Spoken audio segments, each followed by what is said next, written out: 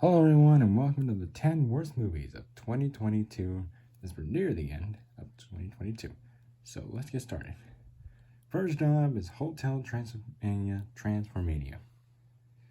Why the heck would you just make a Hotel Transylvania movie without Adam Sandler in this? One, Adam Sandler is the guy who came up with this.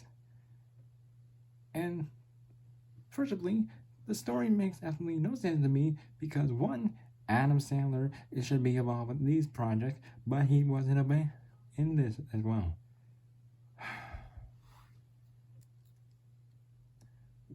Boring. Next up, Meme Time. This is so wacky, it stinks, and abroad. And there is not a single surprise to be there. Meme Time has nothing to do or say. Next up, the 355.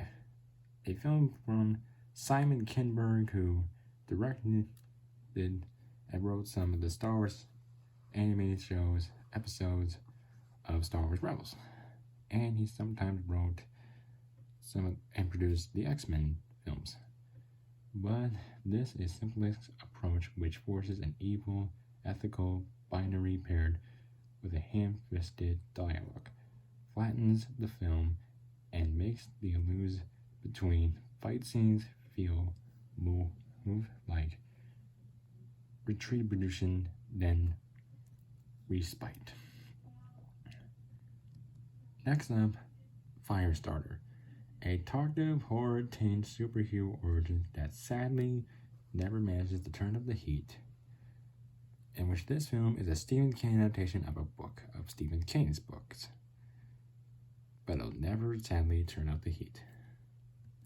Next up, Amsterdam, a film by David O. Russell, which I was so excited to see, but it falls really below my expectation because one, I was so excited because of the cast that was really big, but it's a cookie piece of mess.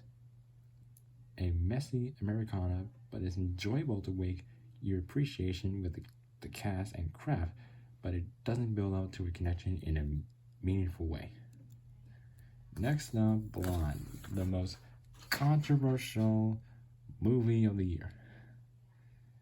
One, it garnered controversy for its leading cast, graphic sexual content, and status as the first NC-17 film to be streamed.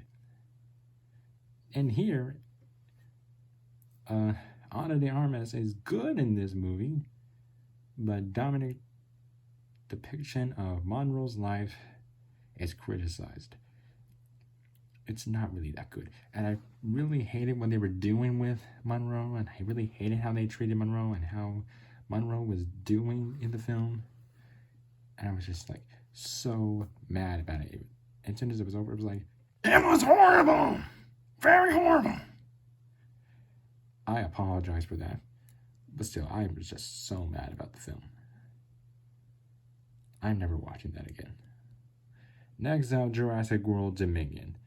Now, this is such a huge disappointment to me. One, this movie attempts to the nostalgia of the original characters from the original Jurassic Park, but it fails miserably at every level. The action, the editing, direction, focusing on characters with no focus. Nothing to do with each other. But back in the summer, I received a very comments like, why do you hate this movie so much? I was like, well, it's just a bad film, so that's why. And so to the person who gave me that comment, I apologize, and I know you're probably liking this movie, but it's just not good to me. Next up, The Bubble. This is a movie about making a movie during the COVID-19 pandemic. Directed by Judd Apatow, who made The 40-Year-Old Virgin, Knocked Up, Trainwreck, and The King of Staten Island. But this is pointless and unfunny. It wastes the talent of most of the cast. Next up, and our runner-up is Pinocchio.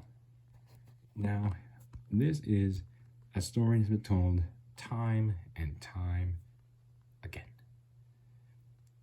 though Robert Zemeckis is probably one of the most respected directors, and he did good films back in the days. I actually think Tom Hanks fits perfect with this role, but there's a lag of improvement over the previous adaptation, lacking the charm of the 1940 film. But I don't think this film is a bad adaptation, as the other Pinocchios that were told time and time again. It's just a huge disappointment to me. Oh yeah, and Lorraine Bracco's in this movie. But now the number one worst movie of 2022 is going to be, drumroll please, ding, Morbius. What can you say, folks? It was delayed 2 years because of COVID. And when the film finally came out, it was such a huge waste of time. A movie based on a Spider-Man villain, what could possibly go wrong? Well, there's criticizing towards the writing, the visual effects, and the post-credit scene, and maybe something to Jared Leto, who kind of had a bad behavior on set. So I think he's very difficult to work with. And it's just very difficult and bad to talk about. Well, the good thing is that Matt Smith's performance was good enough, but it's just the lack of this film is so below everyone's expectation. The only good thing you have to follow are the memes. So yeah, this is the number one worst movie of 2022 to me, and it probably is gonna be to me. So anyways, that's it.